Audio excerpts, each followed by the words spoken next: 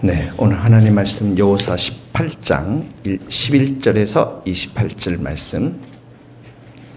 18장 11절에서 28절 말씀. 저희 교회 새벽 기도에는 생명의 삶 가지고 함께 하니까 여러분들이 생명의 삶 큐티책을 가지고 함께 공부했으면 좋겠습니다. 18장 여호수아 11절 같이 읽겠습니다. 시작.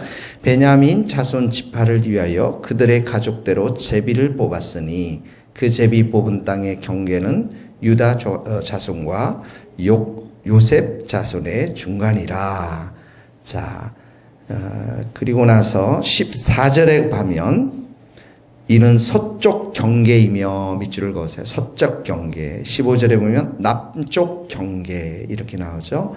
17절에도 또 북쪽으로 접어들어. 그리고 나서 20절에 가면 동쪽 경계는 요단이니 그렇게 말하면서 21절에 보니까 베냐민 자손의 지파가 그들의 가족대로 받은 성읍들은 여리고와 벤 호글라와 에멕 그시스와 22절에 베델이 나옵니다. 21절에 여리고에 동그라미 치시고 22절에 베델이 나오고요. 26절에 쭉 가다 보면 미스베가 나오고요. 28절 같이 읽겠습니다. 셀라와 엘랍과 여부스 곧 예루살렘과 기브아과 기랴시니 14성읍이요 또 그 마을들이라. 이는 베냐민 자손이 그들의 가족대로 받은 기업이었더라. 이렇게 나오고 있습니다. 자, 11절 말씀을 먼저 보면 베냐민 자손의 지파가 이제 제비를 뽑았습니다. 제비를 뽑아서 어느 땅을 가져가실까 했더니 유다 자손과 요셉 자손의 중간. 유다는 남유다 이렇게 기억하면 좋습니다. 남쪽에 있는 유다, 남유다. 그 다음에 이 요셉 자손은 통상 우리가 에브라임 지파 이렇게 말합니다. 에브라임 대표적으로 이것은 북이스라엘의 중심입니다. 그러니까 남쪽의 유다와 북쪽의 에브라임 지파, 오늘 17일인데 18장입니다. 북쪽의 에브라임 지파의 중간이에요. 한 중간. 자, 그러니까 가나안 땅 전체로 보면 어떡합니까? 가장 중심부에 해당하는 땅이 바로 지금 베냐민 지파가 뽑은 땅입니다. 베냐민 지파는 그래서 이스라엘의 초대 왕이 누구죠? 사울이죠. 사울이 나온 지파입니다. 그 다음에 남쪽 유다는 다윗 왕조가 유지되는 땅이거든요. 자, 남쪽 유다는 다윗 왕조, 에브라함은 북이스라엘을 대표하는 지파가 됩니다. 이제 솔로몬 이후에 남쪽과 북쪽이 갈라지거든요. 이스라엘이. 그때 북이스라엘의 핵심되는 지파가 바로 요셉 자손, 에브라임 지파인 것입니다. 그러니까 한 중간에, 그 중간에 가장 이렇게 베냐민 지파가 있다라는 것은 하나님께서 이제 이 남유다, 베냐민, 에브라임, 이 요셉 자손, 에브라임 이 세 지파를 중심으로 이스라엘을 끌고 가시겠다고 하는 의도가 담겨져 있는 것입니다. 그래서 이 세 지파가 소위 왕정 시대를 이끌어가고 이스라엘의 왕정 시대를 가게 되는데 이것이 바로 하나님의 섭리라는 것이죠. 이 제비 뽑는다라는 것이 우연히 이루어진 것이 아니라 철저하게 하나님의 뜻에 의해서 이렇게 이루어지고 있는 것입니다. 거기다 한번 적어보세요. 창세기 49장 27절 나중에 읽어보시면 베냐민은 물어뜯는 일이라 이렇게 나와요. 야곱의 유언이 나오는데요. 야곱의 유언이 베냐민은 물어뜯는 일이라 아침에는 빼앗은 것을 먹고 저녁에는 움킨 것을 나누리라. 이 말은 뭐냐면 이 베냐민 지파가 이제 남쪽 북쪽의 여러 전쟁 속에서 전략적으로 굉장히 중요한 위치를 차지하게 된다라는 야곱의 유언입니다. 유언. 죽기 전에 베냐민에 대해서 축복한 말씀이죠. 그 다음에 거기도 또 하나 적어요. 신명기 33장 12절에 가면 모세의 유언이 나옵니다. 예, 모세의 유언에 이렇게 나옵니다. 베냐민은 여호와의 사랑을 입은 자라 부르며, 이렇게 나옵니다. 여호와 하나님의 사랑을 입은 자라 부르며 하나님의 보호하심이 이들에게 있을 것이다, 이렇게 이야기하고 있습니다.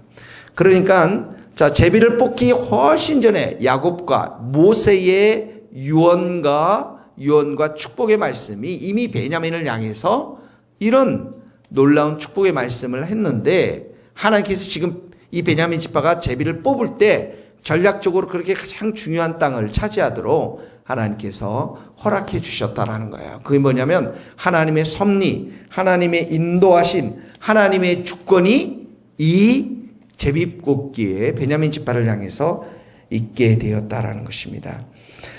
어떻게 적용합니까? 우리의 삶도 마찬가지입니다. 우연이라는 게 없어요. 그리스도인의 삶 가운데는 우연이라는 게 없고, 온 세상을 다스리시는 그 하나님께서 오늘 하루도 우리 자신에게, 또 우리의 미물과 같은 우리 인간을 다스리시고 주관하시고 인도하시는 하나님이시라는 분이시죠. 그래서 우리가 어떤 자리에 있든지 그 자리는, 지금의 자리는 하나님의 인도하심과 하나님의 섭리가 있다라는 믿음이 필요한 거예요.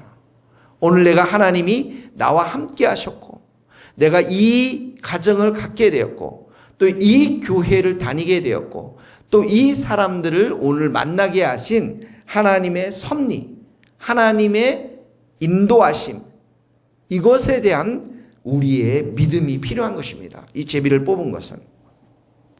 거기에 한번 적으면서요. 잠언 16장 33절에 이런 말씀이 있습니다. 사람이 제비는 뽑으나 이를 작정하기는 여호와께 있느니라. 우리가 일을 행하고 일을 성취해가고 일을 하는 모든 것에서는 하나님께 달려있다라는 거예요. 우리가 비록 제비를 뽑지만은 오늘 여러분 있는 그 자리에 감사드리고요. 또 하나님의 뜻이 무엇인지를 기도하시고 그 하나님의 뜻이 온전히 드러나도록 여러분 의탁하고 의지하고 또 그 자리에 순종하는 우리 성도들이 될 수 있기를 주님의 이름으로 축복합니다. 두 번째로 보면 21절에 이제 베냐민 지파가 21절에서 24절은 동쪽 12성읍을 말합니다. 동쪽에 있는 12성읍을 배당받았고요. 25절에서 28절에는 서쪽에 14성읍이 나옵니다. 12성읍, 14성읍 이 배당을 받았는데 거기에 중요한 성읍들이 나옵니다. 여리고가 나옵니다. 여리고. 21절에 여리고 동그라미 치우세요. 여리고는 여러분 첫 번째 요단강 건너서 가나안 전투에서 어떻게 합니까? 승리한 땅이죠. 하나님의 도우심과 하나님의 역사심을 100% 보여준 그 전쟁, 이것이 바로 여리고 성이었습니다. 근데 이 여리고 성은 가나안 본토를 진입하는 가장 중요한 교통의 전략적으로 중요한 땅이 이 여리고 성이고, 또 하나는 채소와 곡식이 많이 났던 성이었습니다. 이 땅을 밟습니다. 두 번째 보면 22절에 베델이 나옵니다. 22절 베델. 베델의 뜻은 하나님의 집입니다. 하나님의 집.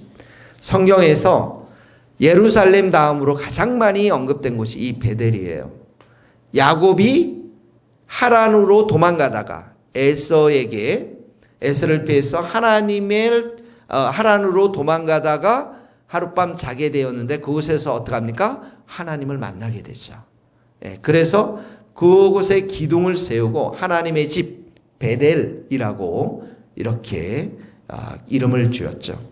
또 아브라함이 가나안 땅에 처음 들어와서 장막을 짓고 예배를 드렸던 것, 처음 예배를 드렸던 곳이 이 베델입니다. 베델은 하나의 성지죠. 어떻게 보면.